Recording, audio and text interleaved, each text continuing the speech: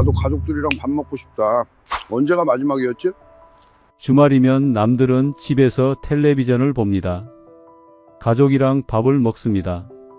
아이들이랑 웃고 떠듭니다. 저는 그 시간에 고속도로 위에 있습니다. 빈 차로 올라가는 밤길 맞은편에서 불빛이 줄줄이 내려옵니다. 집으로 가는 차들입니다. 저만 반대 방향입니다. 핸들을 잡은 손에 힘이 들어갑니다. 그때 생각이 듭니다. 나는 이걸 언제까지 해야 되나? 40년 동안 그 생각을 했습니다. 한 번도 답을 못 구했습니다. 그런데 멈출 수가 없었습니다. 멈추면 할부금이 밀리고 할부금이 밀리면 차를 뺏기고 차를 뺏기면 전부 끝이니까요. 1년 300일을 차 안에서 먹고 자며 살아온 사람. 오늘 그 사람의 이야기를 해보겠습니다. 저는 올해 68입니다. 화물차를 처음 탄 게 1978년이니까 올해로 40년이 넘었습니다. 22살에 조수석에 올라탔습니다. 그때는 조수라고 불렀습니다. 운전을 배우는 자리가 아니었습니다. 짐을 싣고 내리고 밧줄을 묶고 기사님 밥을 챙기는 게 일이었습니다. 여름에는 떼약볕 아래서 짐을 나르고 겨울에는 얼어붙은 밧줄을 맨손으로 풀었습니다. 손이 갈라지고 피가 나도 장갑 한 켤레 사달라는 말을 못했습니다. 2년에서 3년 정도 조수를 타야 그때서야 면허를 따고 운전대를 잡을 수 있었습니다. 저도 80년 여름에 면허를 땄습니다. 그 시절을 말씀드리면요. 차가 귀했습니다. 지금은 상상이 안 되시겠지만 화물차 한 대만 있으면 차주는 직접 운전을 안 해도 됐습니다. 기사를 한 명 두고 조수를 한 명 두고 기사 봉급 주고 조수 봉급 주고 그래도 차주 손에 남는 돈이 넉넉했습니다. 차 한 대가 세 가정을 먹여 살린 겁니다. 운송료가 특별히 비싸서가 아닙니다. 차가 귀하던 시절이니까 일이 그만큼 많았던 겁니다. 공장마다 물건이 쏟아져 나왔고 실어 나를 차가 모자랐습니다. 전화기 앞에 앉아 있으면 일감이 알아서 들어왔습니다. 기사가 을이 아니라 갑이던 시절이었습니다. 저는 그때 생각했습니다. 이 일이면 평생 먹고 살겠구나. 기술이 필요한 것도 아니고 학벌이 필요한 것도 아니고 몸이 건강하고 성실하기만 하면 되는 일이었으니까요. 그래서 조수 시절 월급을 한 푼도 안 쓰고 모았습니다. 2년 반을 꼬박 모아서 중고 화물차를 한 대 샀습니다. 제 이름으로 된 첫 번째 차였습니다. 그날 밤에 잠이 안 왔습니다. 차 옆에 서서 손으로 문짝을 쓸어봤습니다. 페인트 칠이 벗겨진 중고차였는데 그게 제 눈에는 세상에서 제일 번듯한 차로 보였습니다. 울산 공업단지 가로등 불빛 아래서 차 옆에 쭈그려 앉아 담배를 한 대 피웠습니다.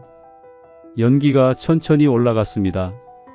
그때 바람이 선선했던 게 지금도 기억납니다. 울산에서 서울까지, 서울에서 부산까지, 부산에서 대구, 대구에서 인천. 짐이 있는 곳이면 어디든 갔습니다. 그때 고속도로는 지금처럼 넓지 않았습니다. 왕복 2차선인데도 많았고 노면이 울퉁불퉁해서 짐이 덜컹거렸습니다.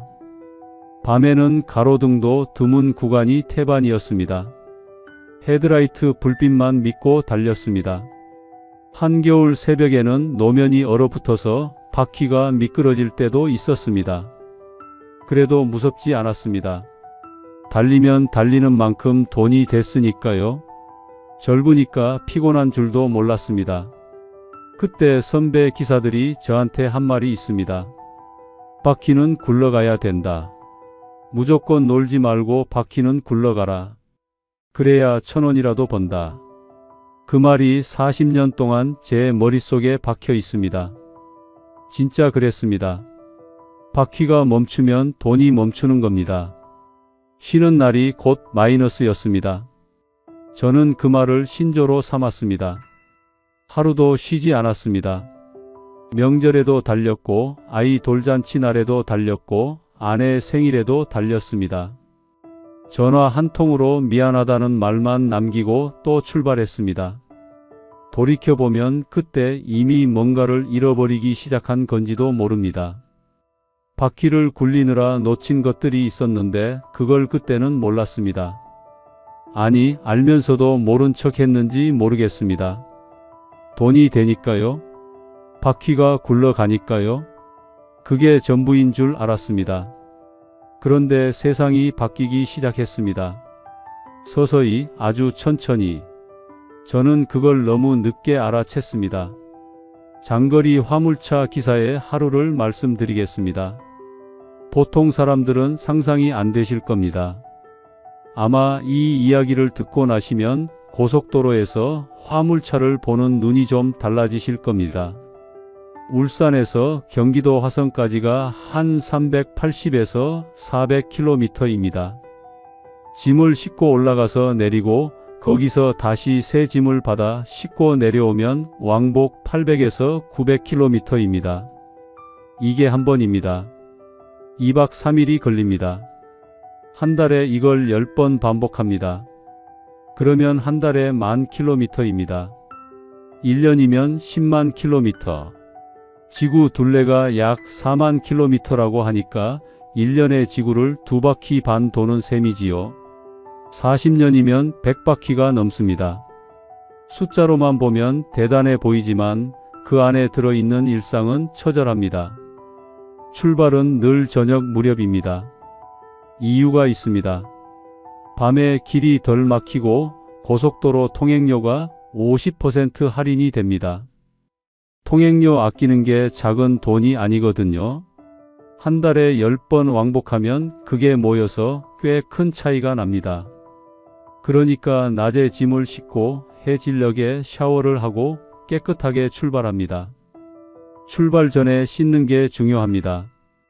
안 씻고 가면 끈적끈적하고 불쾌해서 졸음이 더 빨리 오거든요. 밤에 운전할 때가 가장 힘듭니다. 4~5시간을 연달아 달리면 눈꺼풀이 천근만근입니다. 고속도로 직선 구간이 특히 위험합니다. 풍경이 변하지 않으니까 눈이 멍해집니다. 앞차 후미등 빨간 불만 쳐다보고 있으면 그게 최면이 됩니다. 저도 몇 번 깜빡했던 적이 있습니다. 25톤짜리 철덩어리가 시속 90km로 달리는데 그걸 모는 사람이 눈을 감고 있는 겁니다.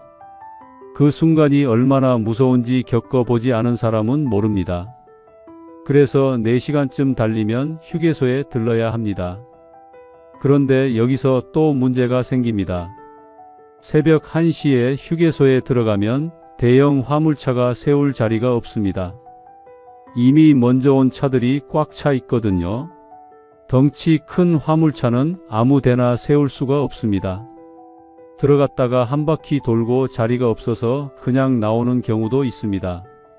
쉬고 싶어도 쉴 곳이 없는 겁니다. 겨우 자리를 잡으면 잠자리가 기다립니다. 운전석 뒤에 조그만 공간이 있습니다. 사람 하나 딱 누우면 꽉 찰 정도입니다. 거기에 이불을 깔고 베개를 놓고 옆에 물병하고 수건을 두면 그게 제 방입니다. 요즘 차들은 옛날보다 좀 넓어지긴 했습니다만 그래도 다리를 쭉 뻗으면 벽에 닿습니다. 신혼 때 사과 괴짝 하나 놓고 시작했던 살림이 생각납니다.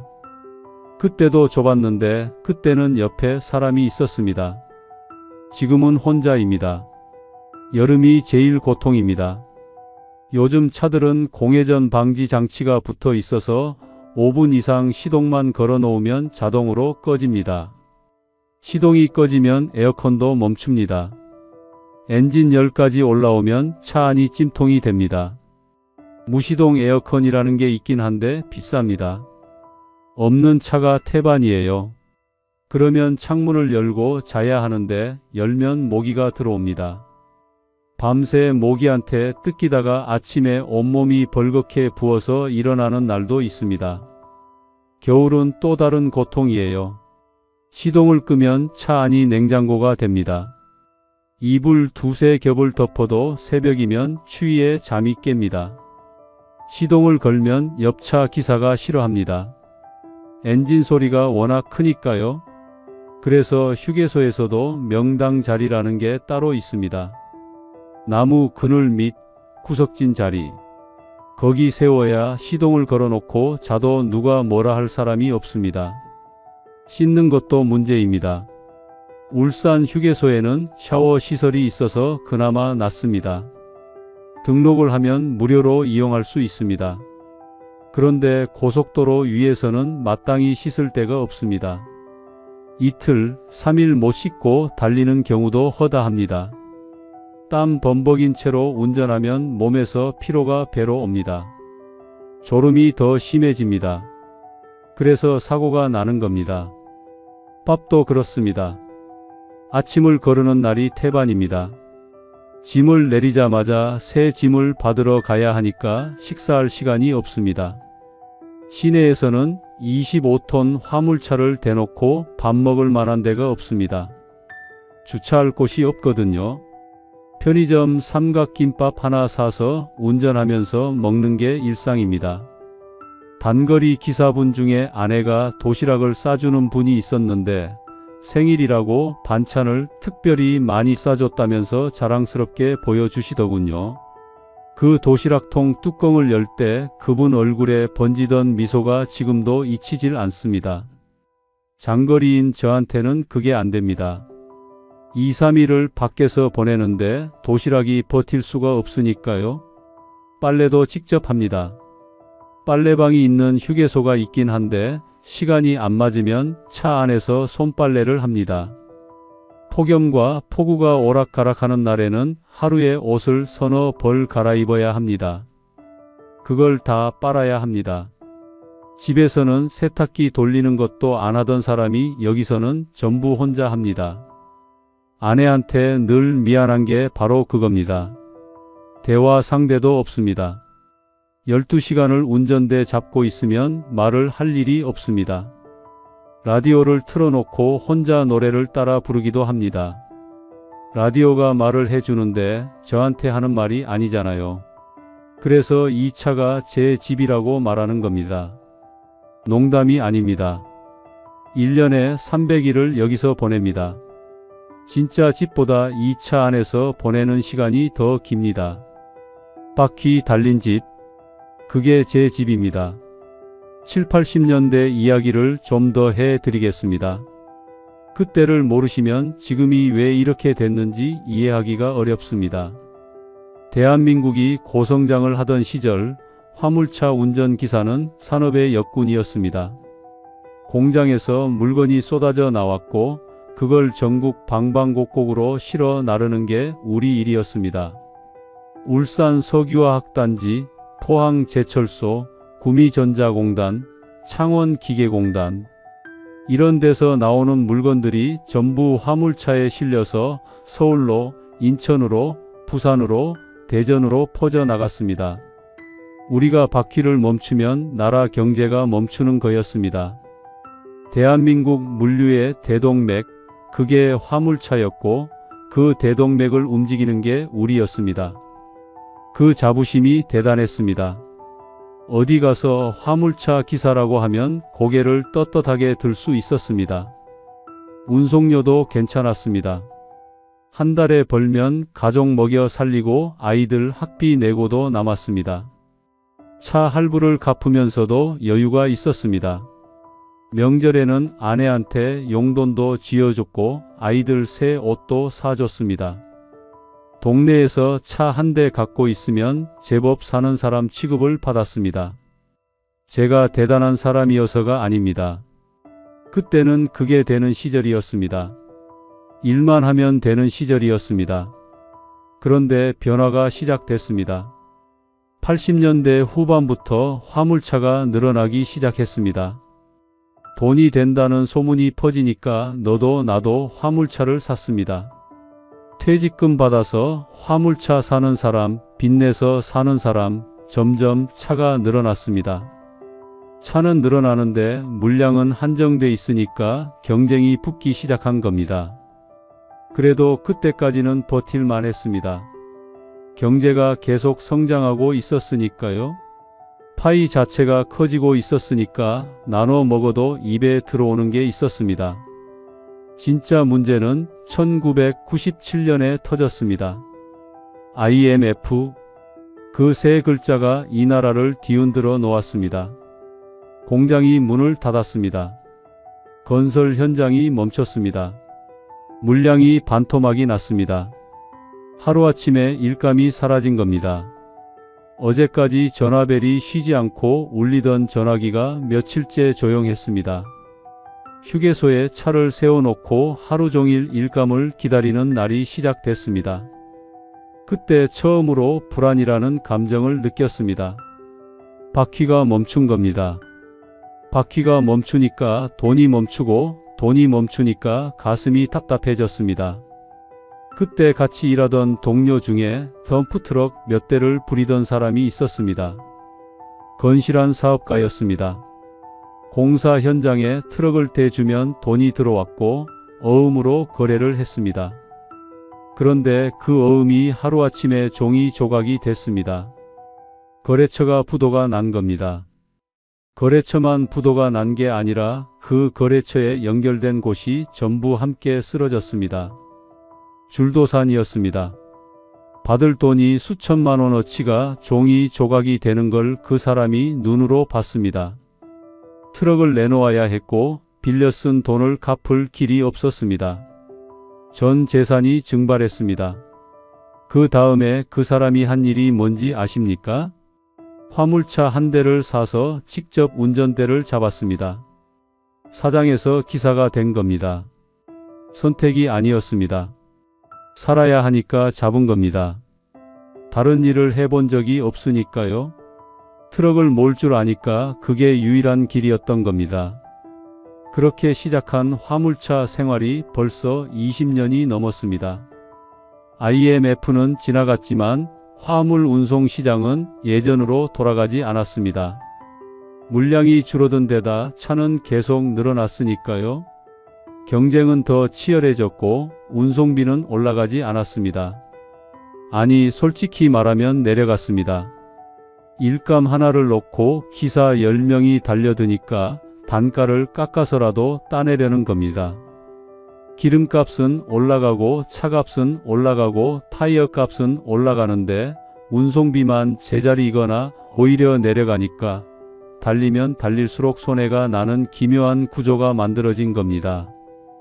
그때부터 화물차 기사라는 직업의 위상이 확 달라졌습니다. 예전에는 젊은 사람들이 줄을 서서 조수를 하겠다고 했습니다. 그런데 IMF 이후로 이 일을 하겠다는 젊은 사람이 눈에 띄게 줄었습니다. 힘은 힘대로 들고 돈은 안 되니까요.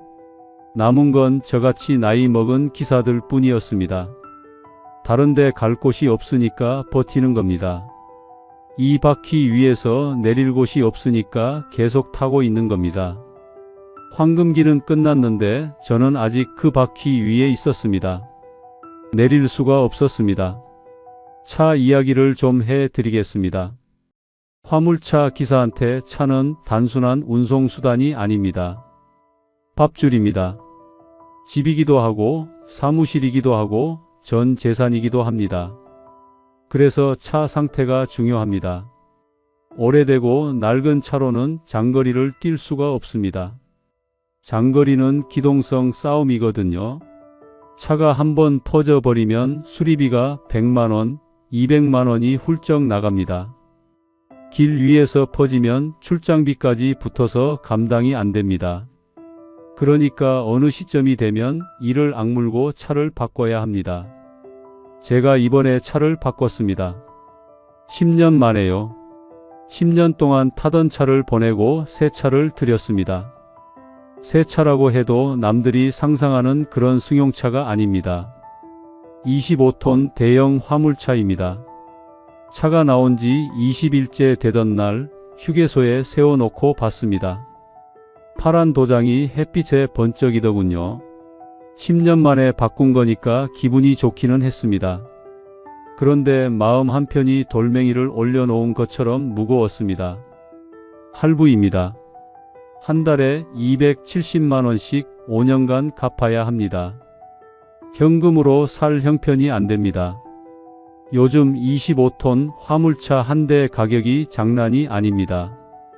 현금이 없으면 할부를 쓸 수밖에 없고 할부를 쓰면 5년 동안은 뼈 빠지게 일해도 제 돈이 아닌 겁니다. 그래서 제 입으로 이런 말을 했습니다. 5년 동안은 노예로 살아야 된다고 봐야 돼요.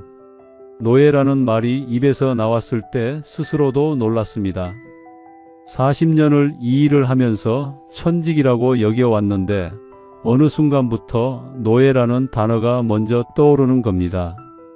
바퀴를 굴려야 돈을 버는데 번 돈이 전부 할부금으로 빠져나가니까 바퀴가 제 것이 아닌 느낌이에요. 남의 바퀴를 굴려주고 있는 것 같은 느낌. 내 차인데 내 차가 아닌 그 기분을 아시겠습니까? 계산을 한번 해보겠습니다. 서울 왕복을 한 달에 10번 합니다. 운송비에서 각종 비용을 떼고 나면 한 달에 400에서 500만 원 정도가 남습니다. 좋아 보이시죠? 여기서부터 빠집니다. 할부금 270만 원, 보험료, 엔진오일 교체비, 소모품비, 이것저것 다 빼고 나면 손에 쥐는 돈이 한 달에 200만 원이 남을까 말까입니다. 200만 원이면 많다고 느끼시는 분도 계실 겁니다. 생각해 보십시오. 한 달에 30일 중 25일 넘게 차 안에서 삽니다. 새벽 3시에 출발해서 밤 12시까지 달리는 날이 있습니다. 쉬는 날이 보장되지 않습니다. 주말이 없습니다. 일요일 밤에 집에 기어 들어와서 월요일 새벽에 다시 나가는 생활입니다. 차에 들어가는 비용도 끝이 없습니다. 타이어부터 말씀드리겠습니다. 25톤 화물차에 바퀴가 12개입니다. 타이어 하나에 55만 원입니다. 무거운 짐을 싣고 장거리를 달리니까 한 달 평균 하나꼴로 타이어를 교체해야 합니다. 2개를 한꺼번에 갈면 108만 원이 나갑니다. 여름에는 기온이 35도를 넘으면 노면 열기 때문에 타이어가 팽창합니다. 고속도로에서 달리다가 펑 하고 터지면 뒤따라오는 승용차가 사고 나기도 합니다. 도중에 터지면 출장비에 타이어 값에 한꺼번에 들어가서 비용이 2배로 뜁니다. 그래서 미리미리 갈아야 하는데 그게 전부 돈입니다. 타이어만이 아닙니다. 엔진 오일, 브레이크 패드, 에어 필터는 기본이고 큰 고장이 나면 한 번에 100만 원이 넘습니다. 한 번은 경주로 짐을 나갔다가 잔고장을 발견하고 부랴부랴 정비소로 달려온 적이 있습니다. 그날 수리비가 10만 원, 그 전날은 170만 원. 이틀 만에 180만 원이 날아간 겁니다. 그래도 해야 됩니다. 안 고치면 더 큰 고장이 되니까요. 타이어 교체한 지 하루 만에 이번에는 윈도우 블러시가 말썽인 적도 있었습니다. 비 오는 날 앞이 안 보여서 시겁했습니다. 다행히 동료 기사가 도와줘서 고쳤지만요. 제 차가 10년 되기까지 고장 수리에 들인 돈만 3천만 원이 넘었습니다. 소모품 교체가 아니라 큰 고장만 세워서요. 그 돈이면 웬만한 승용차 2대를 사고도 남습니다. 한 번은 차 밑에 기어 들어가서 직접 고치다가 무릎이 안 펴진 적이 있습니다. 관절이 아프고 허리가 뻣뻣한데 정비소에 맡기면 돈이니까 직접 하는 겁니다. 간단한 수리는 다 혼자 합니다. 공구를 항상 싣고 다닙니다. 기사가 정비사이기도 한 겁니다. 이제 제 손을 한번 보십시오. 손가락 마디가 전부 굽어 있습니다. 40년 동안 운전대를 쥐어서 그렇습니다. 관절이 심하게 변형돼 가지고 손가락을 쫙 펴지도 못합니다. 이 굽은 손가락이 제 40년의 증거입니다. 이 손으로 번 돈 한 달에 200만 원. 5년간 노예라는 말이 입에서 나올 만하지 않습니까? 요즘 화물 운송 시장이 어떻게 돌아가는지 말씀드리겠습니다. 옛날하고는 세상이 완전히 달라졌습니다. 예전에는 운송회사에 소속돼서 일감을 받았습니다. 전화 한 통이면 됐습니다. 어디 가서 뭘 싣고 어디로 가라, 지시가 떨어지면 그대로 움직이면 됐습니다. 단순했습니다. 기다리는 시간도 길지 않았고 일감이 끊기는 일이 드물었습니다. 지금은 다릅니다. 스마트폰 앱으로 일감을 잡습니다. 화물맨이라는 앱이 있습니다. 거기 들어가면 전국의 화물 정보가 실시간으로 올라옵니다. 어디서 뭘 싣고 어디로 가라, 금액이 얼마다, 이런 게 줄줄이 뜹니다. 가까운 데 가고 싶으면 가까운 짐을 잡고 장거리 가고 싶으면 장거리 짐을 잡으면 됩니다. 집에서도 잡을 수 있고 아무 데서든 잡을 수 있습니다. 편해 보이시죠? 아닙니다. 이게 지옥입니다. 왜냐하면 그 앱을 저만 보는 게 아닙니다. 전국의 기사가 전부 봅니다. 일감 하나가 올라오면 50명, 100명이 동시에 달려듭니다. 선착순입니다. 손가락이 빠른 사람이 먼저 잡습니다. 그러니까 기사들이 휴게소에 앉아서 하루 종일 휴대폰 화면만 들여다보고 있는 겁니다. 눈을 뗄 수가 없습니다. 잠깐 한눈을 팔면 일감이 사라집니다. 스마트폰 배터리가 떨어지면 공포가 옵니다. 충전기를 항상 2개씩 갖고 다닙니다. 그리고 이게 더 심각한 문제를 만들어냅니다. 사람이 많이 달려드니까 단가가 내려갑니다. 원래 30만원짜리 일감이 25만원이 되고 20만원이 됩니다. 서로 싸게 하겠다고 달려드니까 바닥을 향해 경쟁하는 겁니다. 기름값은 올라가는데 운송비는 내려가니까 어느 순간부터 달리면 달릴수록 손해라는 계산이 나옵니다. 한 달 내내 일하면 안 하는 게 낫다. 차만 닳는다. 빈차로 부산에서 올라온 기사가 한 말입니다. 농담이 아니었습니다.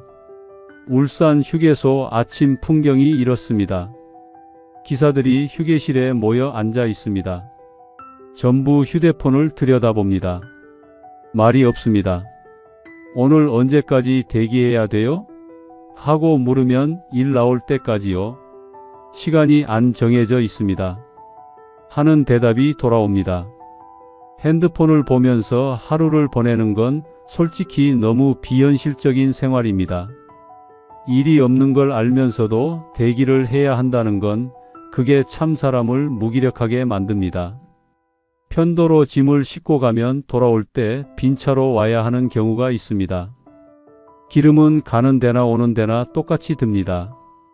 기름 100만원어치 넣으면 왕복을 해야 본전인데 편도밖에 못하면 기름값만 날리는 겁니다.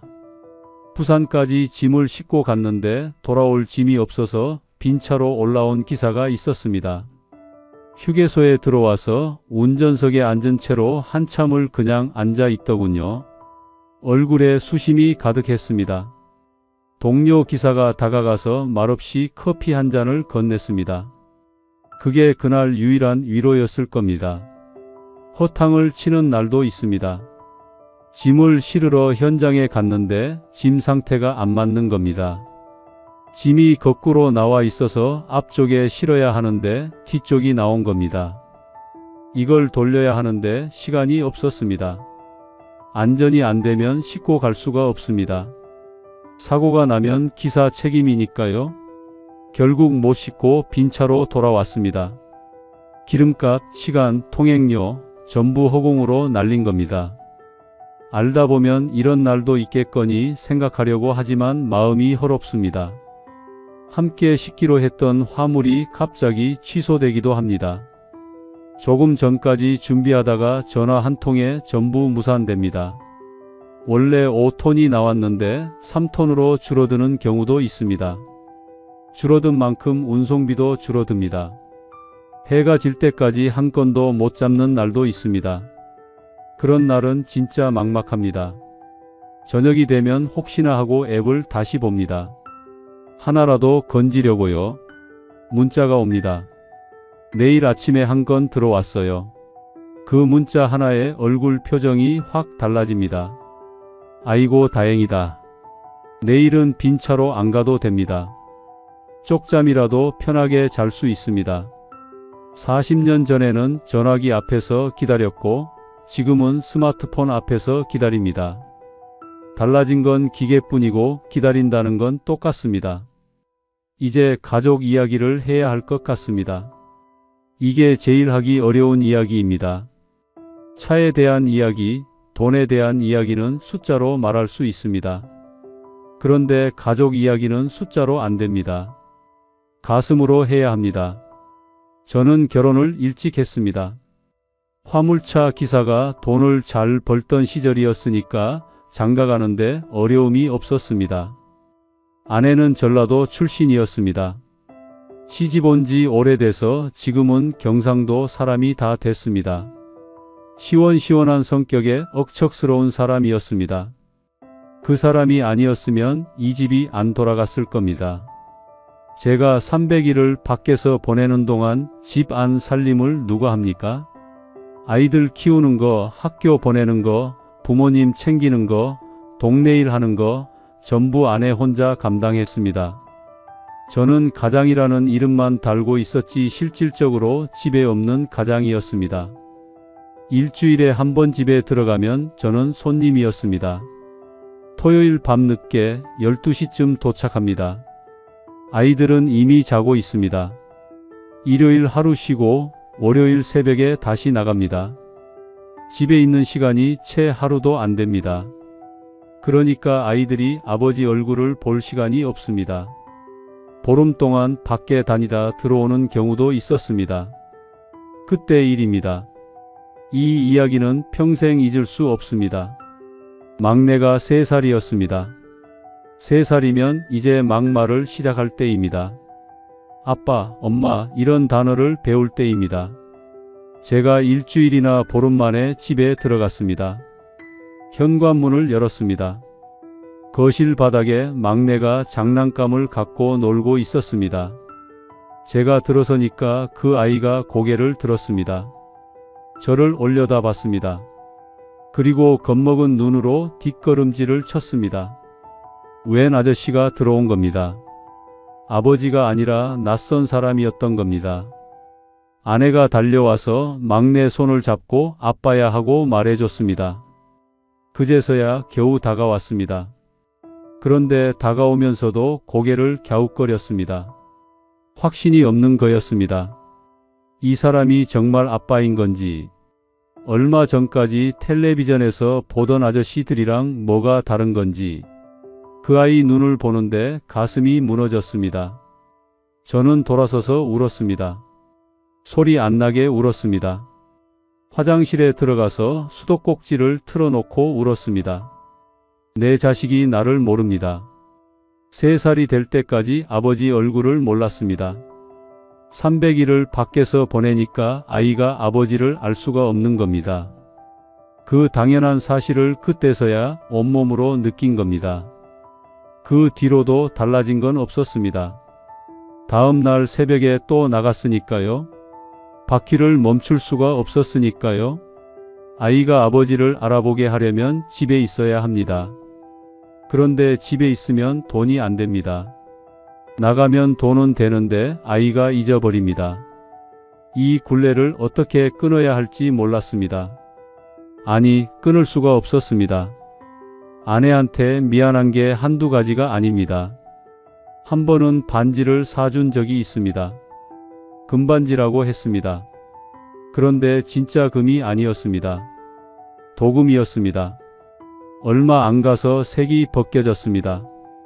들통이 난 겁니다. 37년간 화물차를 몰아서 진짜 금반지 하나 못 사준 남편입니다.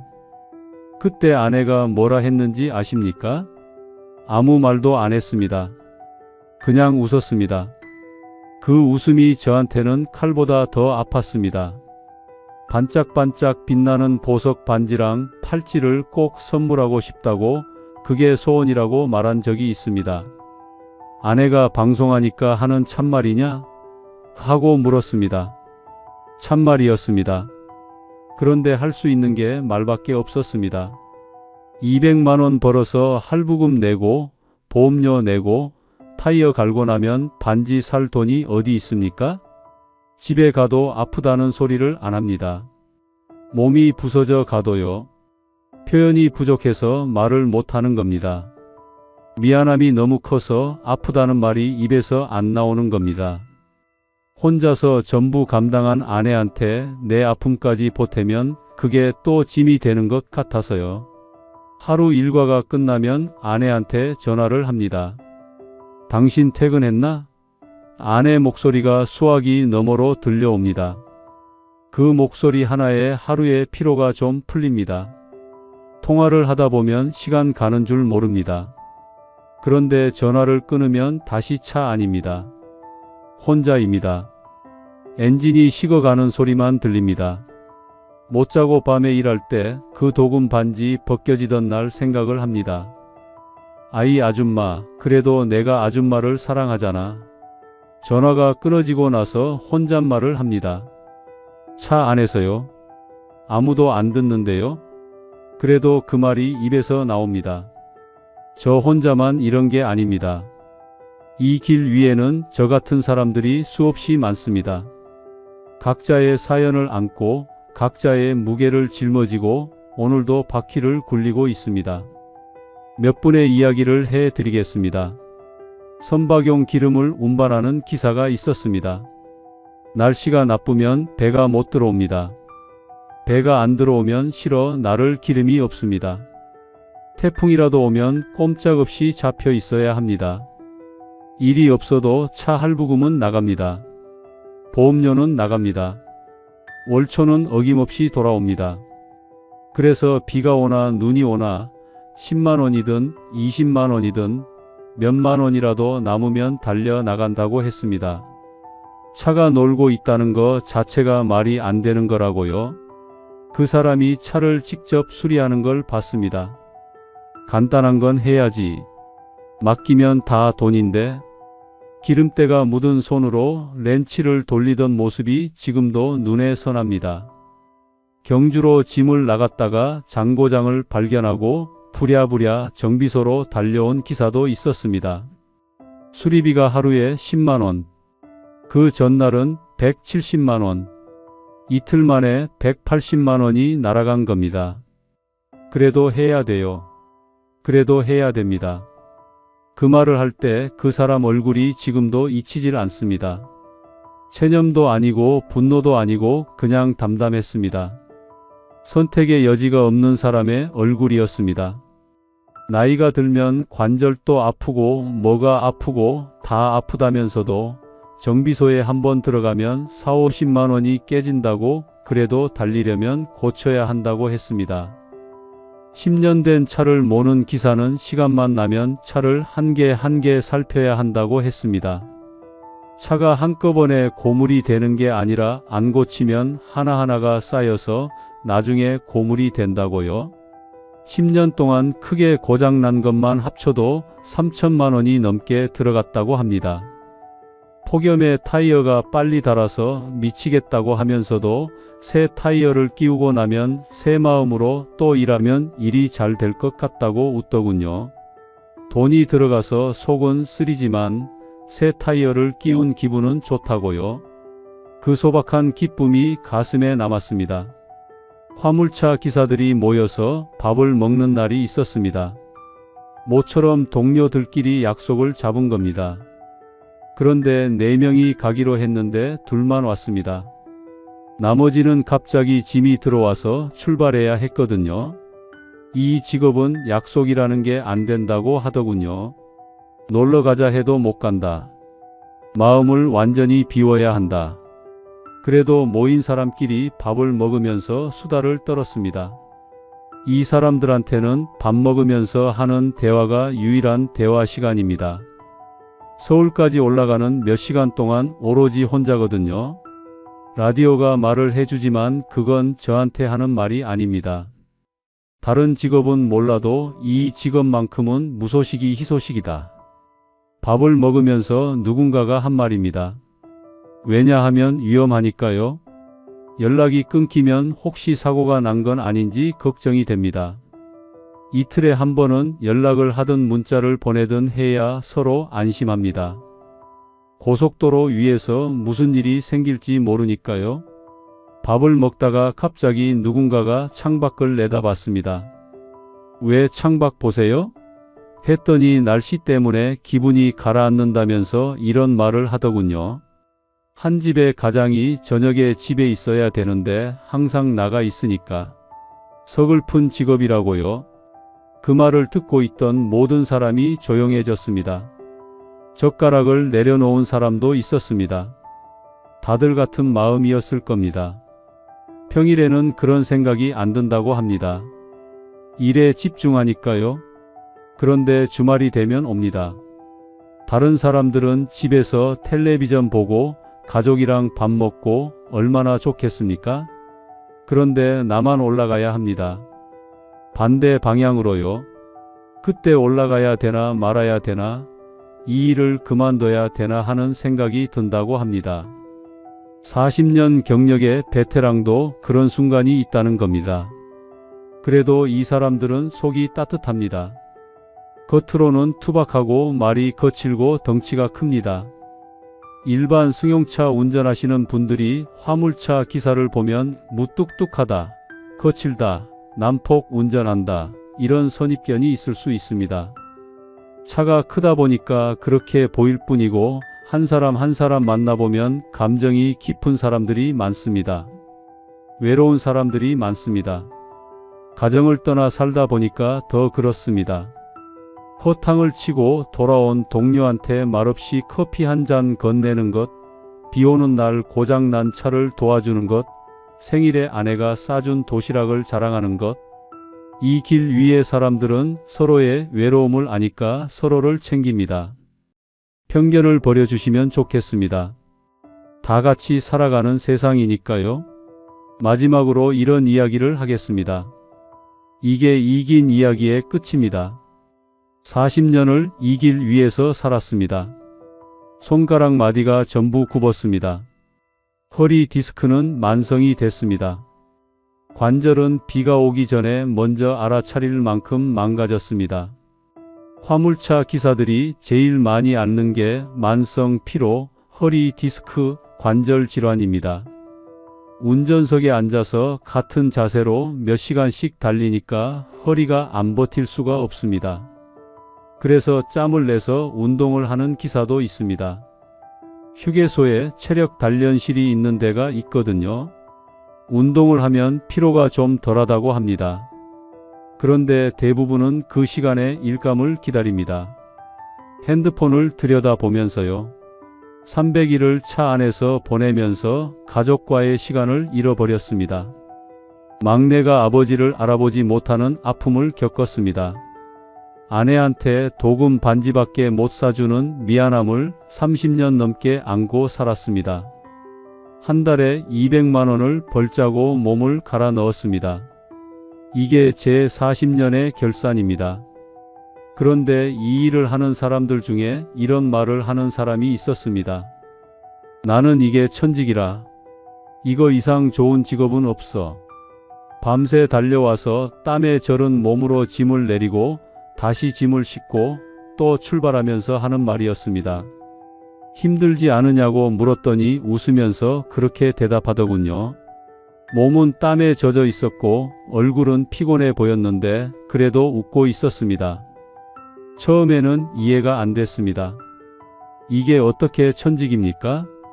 한 달에 200만 원 벌자고 300일을 차 안에서 사는 게 어떻게 천직입니까? 차에 묶이면 안 좋거든요. 밖에 나가야 됩니다. 쉴 때는 쉬어야 합니다. 그런데 이 사람은 그렇게 말하면서 또 시동을 걸었습니다. 곰곰이 생각해 보니까 그 말이 틀린 게 아니었습니다. 천직이라는 건 이 일이 좋아서 하는 말이 아닙니다. 이 일밖에 할 수 없는 사람이 이 일을 계속하기 위해 스스로한테 하는 말입니다. 자기 위안이고 자기 다짐이고 자기한테 건네는 위로입니다. 그렇게 말하지 않으면 내일 아침에 시동을 걸 수가 없으니까요. 내가 하는 일이 천직이라고 믿어야 이 생활을 버틸 수 있으니까요. 아침마다 일출을 봅니다. 고속도로 위에서 보는 일출은 참 좋습니다. 매일 같은 시간, 같은 길, 같은 일인 것 같지만 일출은 매일 다릅니다. 하늘 색깔이 다르고 구름 모양이 다르고 바람 방향이 다릅니다. 그걸 보면서 와, 좋구나 하는 마음이 들 때가 있습니다. 큰 적이 아닌 이상은 끝날 때까지 즐거운 마음으로 하루를 보내려고 합니다. 나름대로의 즐거움이 있는 겁니다. 그걸 찾을 수 있느냐 없느냐가 이 일을 오래 하느냐 못하느냐를 가르는 것 같습니다. 이 사람들은 큰 것을 바라지 않습니다. 아침에 일어나서 건강하게 하루를 끝내는 것, 일감이 하나라도 잡히는 것, 저녁에 아내 목소리를 듣는 것, 그것만으로 하루가 됩니다. 내일도 바퀴를 굴릴 수 있으면 되는 겁니다. 제 꿈을 하나 말씀드리겠습니다. 진짜 능력만 있으면요, 자식, 며느리, 나중에 손주가 태어나면 손주, 아내까지 다 같이 한 지붕 아래 어우러져서 부대끼며 살고 싶습니다. 그게 제 꿈입니다. 대단한 게 아닙니다. 가족이 모여서 밥 먹고 텔레비전 보고 같이 웃는 겁니다. 그런데 장거리 화물을 하다 보면 같이 있어 주질 못합니다. 그 미안함 때문에 집에 가도 아프다 소리 한마디 못합니다. 진짜 미안합니다. 솔직히요. 이 이야기를 왜 하느냐 하면요. 지금 이 시간에도 고속도로 위를 달리는 화물차가 있습니다. 그 안에 사람이 있습니다. 누군가의 아버지이고 누군가의 남편이고 누군가의 아들입니다. 300일을 차 안에서 보내면서 한 달에 200만 원을 벌면서 그래도 천직이라고 말하면서 바퀴를 굴리는 사람이 있습니다. 당신이 잠자리에 드는 그 시간 화물차 바퀴는 쉬지 않고 밤길을 달려가고 있습니다. 짐을 하차하고 나면 또 새로운 시작입니다. 또 똑같은 짐을 받아서 싣고 올라가야 되고 올라가면 또 내려와야 됩니다. 이 생활이 365일 연장입니다. 그래도 바퀴는 굴러가야 합니다. 멈추면 끝이니까요. 고속도로에서 화물차를 보시면 한 번쯤 생각해 주십시오. 저 안에 사람이 있다는 걸요. 가족이 그리운 사람이 있다는 걸요. 손가락이 굽도록 운전대를 잡고 300일을 집 밖에서 보내며 그래도 천직이라는 말 한마디로 오늘을 버티는 사람이 있다는 걸요. 긴 이야기 끝까지 들어주셔서 감사합니다. 여러분의 하루가 오늘도 무사히 끝나기를 바랍니다.